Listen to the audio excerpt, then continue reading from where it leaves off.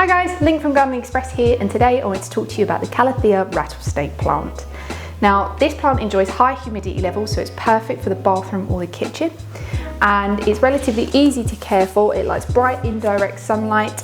Direct sunlight will cause the leaves to fade, and as you can see, they've got these beautiful green variegated markings and beautiful burgundy underneath. So you've got a lot of texture and colour with this plant. So like I said, this plant prefers damp soil, so it's important to keep it nice and watered, but make sure that your pot has sufficient drainage holes to stop it from getting waterlogged. It's nice and upright, it's beautiful, it's colourful, you've got dimension, and every angle that you look at it, it's the perfect plant for the home. So if you're looking for an upright, structured, yet colourful houseplant, then the Calathea Rattlesnake plant is the plant for you. If you've liked this video, don't forget to like and subscribe and check out other videos on our channel. Until next time, see you guys later.